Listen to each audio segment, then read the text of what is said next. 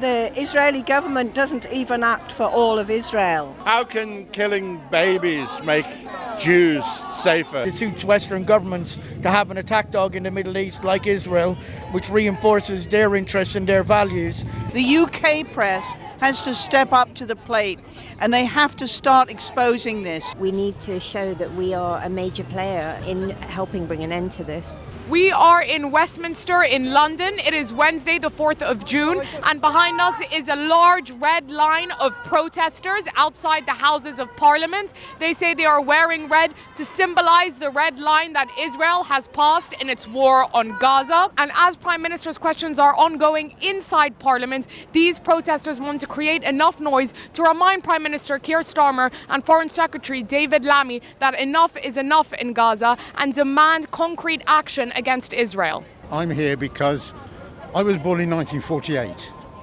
77 years ago, and when the Nakba started.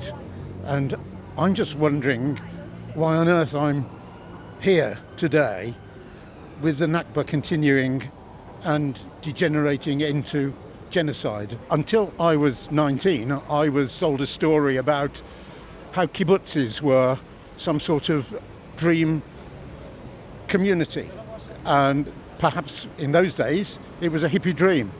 But I learned soon after that, having met Palestinians in universities and colleges here, how different he was and what was happening. And I've been following the story ever since, and I'm just, it keeps you awake at night. What more can I say? How can killing babies make Jews safer? I reject that false formulation. Israel does not make Jews safe. Israel corrodes our culture in the broader sense. It can't make Jews safe for a Jewish fascist ethno-state to commit genocide. How does that work? And where's the logic in that? It's an absolute lie. Why do you think there is this relationship between the Irish people and the Palestinian people? Where does that affinity come from? So it comes from an understanding of what it means to be occupied, to be written out of our own story, to be genocided, to be starved, to be exploited and discriminated against for hundreds of years. The same people went from Ireland to Palestine during the British Mandate and reinforced those values and those principles of the British Empire there.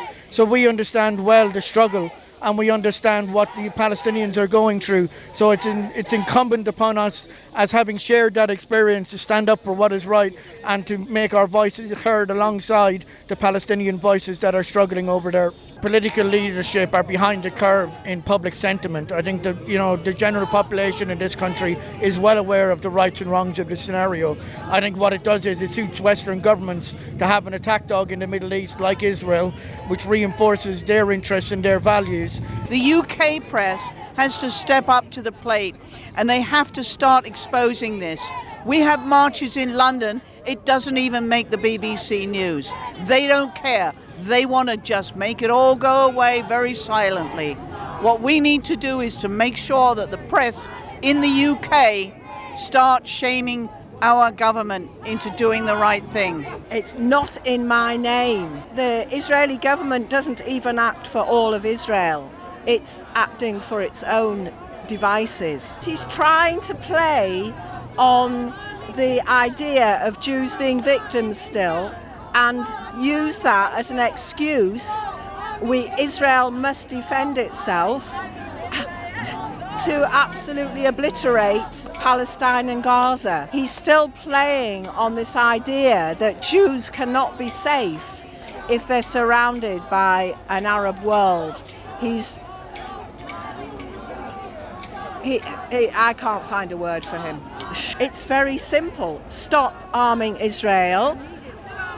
Sanction Israel, demand the end of the occupation, recognise Palestine, and start treating Palestinians like the rest of humanity, and stop using them as a tool and ignoring what's going on. There's a very long history of anti-Zionist Jews, and my family were secular Jews from the Austro-Hungarian Empire. They were not interested in going to Palestine or having a Jewish nationalist state, and that's overlooked by many people who keep referring to the Jewish community. The Jewish community has been very separated, very divided over this issue for hundreds of years actually, but certainly decades, and certainly since the establishment of Israel.